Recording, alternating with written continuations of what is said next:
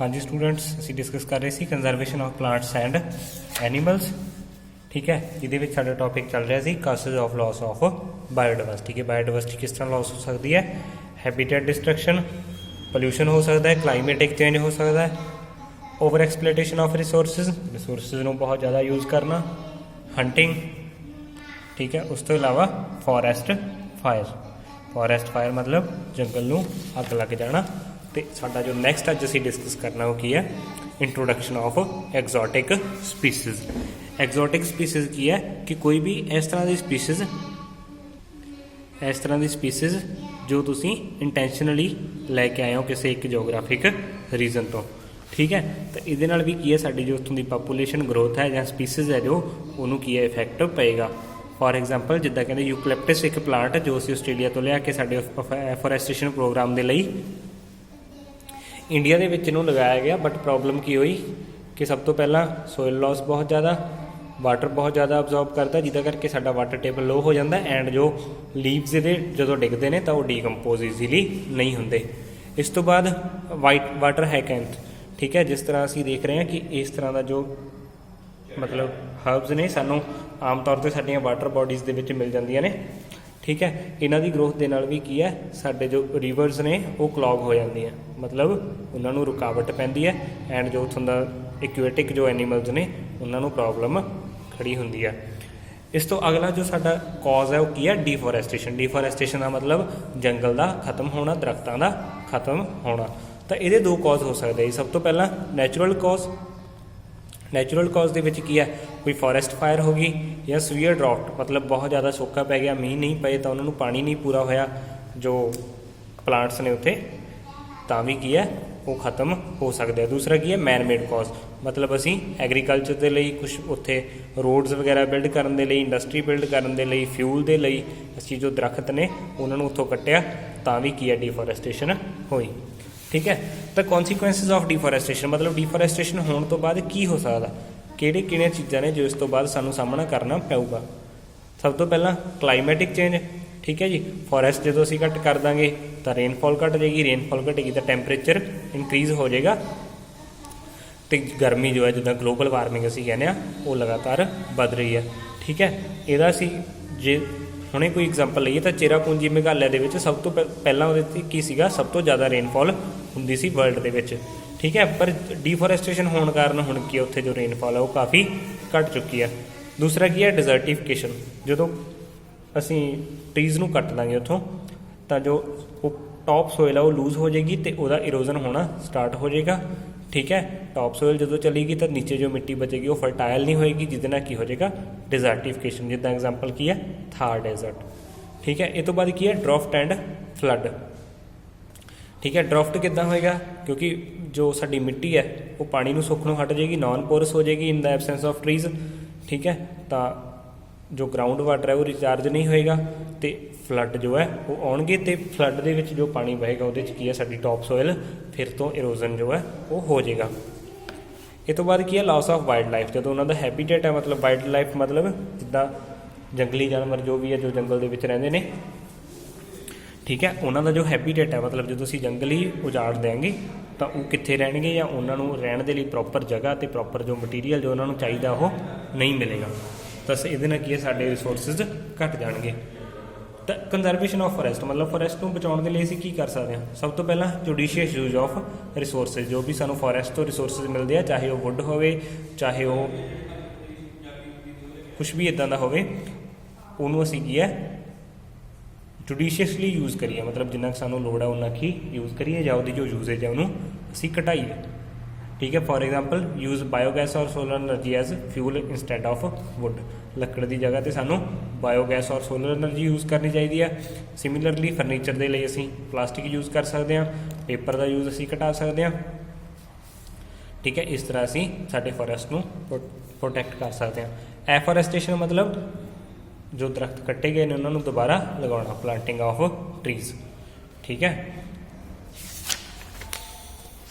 इस तो बाद सेब पेपर, ठीक है। 1 टन ऑफ पेपर बनाने के लिए मतलब लगभग 10 कुंटल पेपर बनाने के लिए सानू 17 जो ट्रीज़ ने वो की है कट्टने पैंदे आ। तो जो पेपर इंडस्ट्री है वो सब तो वड्डी कंजम्पशन है कि ट्रीज़ की, तो सानू की है पेपर नू रीयूज़ करना चाहिए बार बार, तो पेपर नू कदे भी वेस्ट नहीं करना चाहिए साडे फॉरेस्ट नू बचाउण दे लई। इस तो बाद कंजरवेशन ऑफ बायोडाइवर्सिटी। बायोडाइवर्सिटी मतलब उत्थे जो सानू प्लांट्स या एनीमल्स मिलते हैं उन्होंने असीं इस तरह बचा सकते हैं। देखो साढ़े को स्पीसीज सब तो पहला एक्सटिंक्ट स्पीसीज। एक्सटिंक्ट मतलब जो ऑलरेडी खत्म हो चुकी ने। फॉर एग्जाम्पल डोडो है जो है 1680 के विच की है खत्म हो गए सी बिकॉज ऑफ हंटिंग, ठीक है। बहुत ज़्यादा इन्हों का शिकार किया जाता सीगा तो 1680 के विच जाके की है ये खत्म हो गए सी।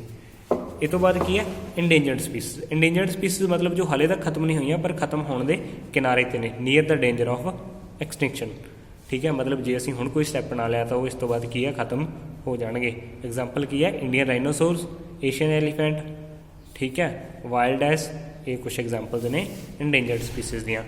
इस तो बाद की आउंदा साडे कोल वनरेबल स्पीसीज। वनरेबल किहड़ियां ने, जिहड़ियां इंडेंजर्ड बनने वालियां ने, मतलब हले उन्ना खतरा उन्होंने नहीं है बट जे असीं हुण कोई स्टैप ना चुक्या तो वो जल्द ही साडे इंडेंजर्ड स्पीसीज की कैटागरी दे विच आ जाणगे। एग्जाम्पल की है जी ब्लैक बक, छिनकारा डियर, ये कुछ एदियां एग्जाम्पल्स ने।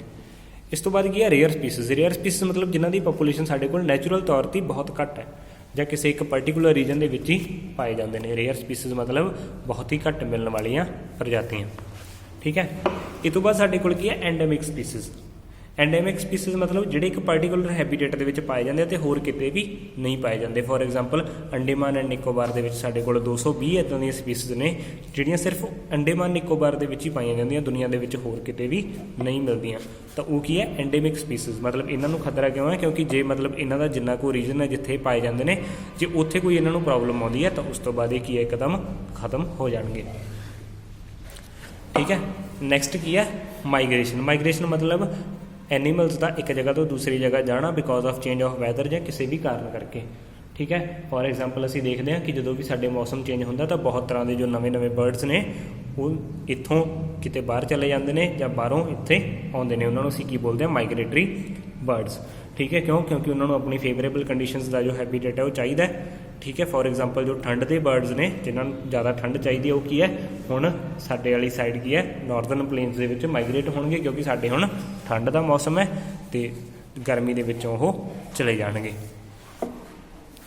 ठीक है। तो इस तरह की है माइग्रेशन होंदी है। नैक्सट टॉपिक है साडे कोल red data book. Red data book की है जिहड़ी सानू स्टेटस दसदी है कि किहड़े प्लांट एंड एनीमल साडे कोल हुण किन्ने बचे ने, किहड़े इंडेंजर्ड ने जां की उन्हां दी कंडीशन हैगी है, ठीक है। किहदे द्वारा मेनटेन की जाती है? IUCN, international union of conservation of natural resources, ठीक है। तो इहदा हुण एक असीं होर नाम रखते हैं WCU मतलब world conservation union. 1963 they which start होया सी ते 2000 तक आउंदे आउंदे असी की नोट किया कि 1100 जो स्पीसीज ने साड़ियाँ वो थ्रेटनड हो चुकी ने, मतलब वो खत्म होने की कगार पर आ चुकी ने, उन्होंने खतरा, ठीक है। तो उन्होंने बचाने के लिए असी की कर सकते हैं, असी एरियाज़ प्रोटैक्ट कर सकते हैं या फिर कैप्टिविटी ब्रीडिंग प्रोग्राम होंगे ने या फिर की असी लीगल एक्ट्स बना सकते हैं, मतलब कानून इदां दे बना सकते हैं कि उन्होंने सज़ा मिले, ठीक है। प्रोटैक्टेड एरियाज़ के सब तो पहला साडे कोल की आउंदा नैशनल पार्क। नैशनल पार्क की है एक एरिया रिजर्व किया जाता है for the natural growth of wild life, ठीक है। मतलब वाइल्ड लाइफ के विच जो भी एनीमल्स वगैरह हैगे ने वो इत्थे हैबीटेट यूज़ कर सकते हैं एंड जो रिसोर्सिज ने उन्होंने भी यूज़ कर सकते हैं। For example Jim Corbett national park Uttarakhand के विच है। इस तो बाद वाइल्ड लाइफ सेंचुरी की है वो रिजर्वड एरिया जिथे सिर्फ एनीमल्स नूं रखा जाता, फॉर एग्जाम्पल वाइल्ड एनीमल्स, ठीक है। हंटिंग वगैरह इन्हों की इत्थे बैन होंदी है तो इत्थे इन्हों बचा के रखा जाता है। इस तो इलावा साडे कोल बायोस्फीयर रिजर्व की है एक एरिया हुंदा जिहदे विच असीं पूरी बायोडाइवर्सिटी मतलब प्लांट्स ते एनीमल्स नूं बचा के रखते हैं। तो इत्थे ट्राइबल लिविंग हुंदी है, मतलब छोटे छोटे कबीलों के विच लोग भी रहिंदे ने, ठीक है। 3 जोनस होंदियां जिहदियां कोर जोन जिथे कोई भी ह्यूमन एक्टिविटी नहीं हो सकती, ठीक है, सिर्फ एनीमल्स ही होणगे। बफर जोन जिथे सिर्फ गौरमेंट ऑफिशियल्स जाणगे, साइंटिस्ट फॉर एग्जाम्पल, ठीक है, जिहड़े कंजरवेशन प्रोग्राम के नाल रिलेटेड ने या कोई भी जिन्होंने उत्थे कोई चैकिंग करके आनी है। ਇਹ ਤੋਂ ਬਾਅਦ ਸਭ ਤੋਂ ਬਾਹਰਲੀ ਜ਼ੋਨ ਹੁੰਦੀ ਹੈ ਟ੍ਰਾਂਜੀਸ਼ਨ ਜ਼ੋਨ, ਜਿੱਥੇ ਐਗਰੀਕਲਚਰ ਜਾਂ ਜੋ ਰਿਸੋਰਸ ਮੈਨੇਜਮੈਂਟ ਪ੍ਰੈਕਟਿਸਿਸ ਨੇ ਉਹ ਹੁੰਦੀਆਂ ਨੇ। ਠੀਕ ਹੈ ਜੀ। ਇਹ ਤੋਂ ਬਾਅਦ ਅਗਲਾ ਸਾਡੇ ਕੋਲ ਕੀ ਸਟੈਪ ਹੈ ਬਚਾਉਣ ਦੇ ਲਈ, ਕੈਪਟੀਵਿਟੀ ਬਰੀਡਿੰਗ ਪ੍ਰੋਗਰਾਮ। ਇਹਦੇ ਵਿੱਚ ਕੀ ਹੈ, ਕੁਛ ਐਨੀਮਲ ਤੇ ਪਲਾਂਟਸ ਅਸੀਂ ਉਹਨਾਂ ਦੇ ਹੈਬੀਟੇਟ ਤੋਂ ਲਿਆ ਕੇ ਆਪਣੀ ਨਿਗਰਾਨੀ ਦੇ ਵਿੱਚ ਇੱਕ ਜਗ੍ਹਾ ਰੱਖਦੇ ਹਾਂ ਤੇ ਉਹਨਾਂ ਨੂੰ ਅੱਗੇ ਬਰੀਡਿੰਗ ਕਰਵਾਉਂਦੇ ਹਾਂ ਤਾਂ ਕਿ ਉਹਨਾਂ ਦੀ ਜੋ ਪਾਪੂਲੇਸ਼ਨ ਹੈ ਉਹਨੂੰ ਵਧਾਇਆ ਜਾ ਸਕੇ। ਠੀਕ ਹੈ। ਫੋਰ ਐਗਜ਼ਾਮਪਲ ਜ਼ੂਲੋਜੀਕਲ ਪਾਰਕ ਜਾਂ ਬੋਟੈਨੀਕਲ ਗਾਰਡਨ। ਠੀਕ ਹੈ। ਇੱਥੇ ਕੀ ਹੈ, ਐਨੀਮਲਸ ਲਿਆ ਕੇ ਰੱਖੇ ਜਾਂਦੇ ਨੇ ਜਿਨ੍ਹਾਂ ਦਾ ਕਿਸੇ ਕਾਰਨ ਕਰਕੇ ਜਾਂ ਤਾਂ ਹੈਬੀਟੇਟ ਲਾਸ ਹੋ ਗਿਆ ਜਾਂ ਫਿਰ ਉਹਨਾਂ ਦੀ ਪਾਪੂਲੇਸ਼ਨ ਬਹੁਤ ਘੱਟ ਹੈ ਤੇ ਉਹਨਾਂ ਨੂੰ ਮੇਨਟੇਨ ਕਰਨਾ ਜ਼ਰੂਰੀ ਹੈ। ਇਹ ਤੋਂ ਬਾਅਦ ਅਸੀਂ ਦੇਖਦੇ ਹਾਂ ਲੀਗਲ ਐਕਟਸ। ਲੀਗਲ ਐਕਟ ਸਾਡੇ ਕੋਲ ਕੀ ਕੀ ਨੇ, forest conservation act, wildlife protection act, environment protection act and World Wild Fund for Nature and Greenpeace. ਇਹ ਸਾਡੇ ਕੋਲ ਕੁਝ ਲੀਗਲ ਐਕਟਸ ਨੇ ਜਿਨ੍ਹਾਂ ਦੇ ਤਹਿਤ ਜੇਕਰ ਅਸੀਂ ਕੋਈ ਵੀ ਜੋ ਸਾਡੇ ਰਿਸੋਰਸਿਸ ਨੇ ਉਹਨਾਂ ਨਾਲ ਕੋਈ ਛੇੜਛਾੜ ਕਰਦੇ ਹਾਂ ਗਲਤ, ਤਾਂ ਸਾਨੂੰ ਇਹਨਾਂ ਦੇ ਤਹਿਤ ਕੀ ਹੈ, ਕਾਨੂੰਨੀ ਤੌਰ 'ਤੇ ਸਜ਼ਾ ਮਿਲ ਸਕਦੀ ਹੈ। ਇਹ ਤੋਂ ਬਾਅਦ ਕੰਜ਼ਰਵੇਸ਼ਨ ਪ੍ਰੋਗਰਾਮ। ਸਭ ਤੋਂ ਪਹਿਲਾਂ ਪ੍ਰੋਜੈਕਟ ਟਾਈਗਰ। ਅਸੀਂ ਕੀ ਵੇਖਿਆ ਕਿ 1900 ਦੇ ਵਿੱਚ ਸਾਡੇ ਕੋਲ ਇੰਡੀਆ ਦੇ ਵਿੱਚ ਲਗਭਗ 40,000 ਟਾਈਗਰ ਸੀ ਐਂਡ 1800 ਹੀ ਰਹਿ ਗਏ ਇਹ 1972 ਤੱਕ ਆਉਂਦੇ ਹੋਏ। ਤਾਂ ਬਹੁਤ ਜ਼ਿਆਦਾ ਟਾਈਗਰ ਲਾਸ ਹੋਏ ਇੰਨੇ ਟਾਈਮ ਦੇ ਵਿੱਚ। ਤਾਂ ਪ੍ਰੋਜੈਕਟ ਟਾਈਗਰ ਲਾਂਚ ਕੀਤਾ ਗਿਆ 1973 ਦੇ ਵਿੱਚ, ਜਿਹਦੇ 'ਚ ਕੀ ਹੈ, ਅਸੀਂ ਟਾਈਗਰਸ ਨੂੰ ਬਚਾਉਣਾ ਸਟਾਰਟ ਕੀਤਾ, ਹੰਟਿੰਗ ਵਗੈਰਾ 'ਤੇ ਬੈਨ ਕੀਤਾ, ਉਹਨਾਂ ਨੂੰ ਪਰਟੀਕੂਲਰ ਇੱਕ ਰਿਜ਼ਰਵਡ ਏਰੀਆ ਦੇ ਵਿੱਚ ਰੱਖਿਆ ਗਿਆ ਤੇ ਅੱਜ ਸਾਡੇ ਕੋਲ 3800 ਟਾਈਗਰਸ ਹੈਗੇ ਨੇ 27 ਟਾਈਗਰ ਰਿਜ਼ਰਵਸ ਦੇ ਵਿੱਚ। ਇਹ ਤੋਂ ਬਾਅਦ ਪ੍ਰੋਜੈਕਟ ਐਲੀਫੈਂਟ 1991 to 92 'ਚ ਲਾਂਚ ਕੀਤਾ ਗਿਆ ਐਲੀਫੈਂਟਸ ਦੀ ਪ੍ਰੋਟੈਕਸ਼ਨ ਦੇ ਲਈ। ਸਿਮਿਲਰਲੀ ਰਾਈਨੋਸੌਰਸ 1987 ਦੇ ਵਿੱਚ ਕਾਜ਼ੀਰੰਗਾ ਵਾਈਲਡ ਲਾਈਫ ਸੈਂਚੁਰੀ ਦੇ ਵਿੱਚ ਇਹਨਾਂ ਨੂੰ ਰੱਖਿਆ ਜਾਂਦਾ ਟੂ ਸੇਵ ਵਨ ਹੌਰਨਡ ਰਾਈਨੋਸੌਰਸ, ਇੱਕ ਸਿੰਗ ਵਾਲਾ ਰਾਈਨੋ ਨੂੰ ਬਚਾਉਣ ਦੇ ਲਈ। ਪ੍ਰੋਜੈਕਟ ਕ੍ਰੋਕੋਡਾਈਲ 1975 ਦੇ ਵਿੱਚ ਲਾਂਚ ਕੀਤਾ ਗਿਆ, ਕ੍ਰੋਕੋਡਾਈਲ ਦੀਆਂ ਜੋ ਕੁਛ ਇੰਡੇਂਜਰਡ ਸਪੀਸੀਜ਼ ਆ ਉਹਨਾਂ ਨੂੰ ਪ੍ਰੋਟੈਕਟ ਕਰਨ ਦੇ ਲਈ। ਸਿਮਿਲਰਲੀ ਸਾਡੇ ਕੋਲ ਕੀ ਹੈ, ਗਿਰ ਲੋਇਨ ਪ੍ਰੋਜੈਕਟ ਜੋ 1972 ਦੇ ਵਿੱਚ ਸਟਾਰਟ ਹੋਇਆ।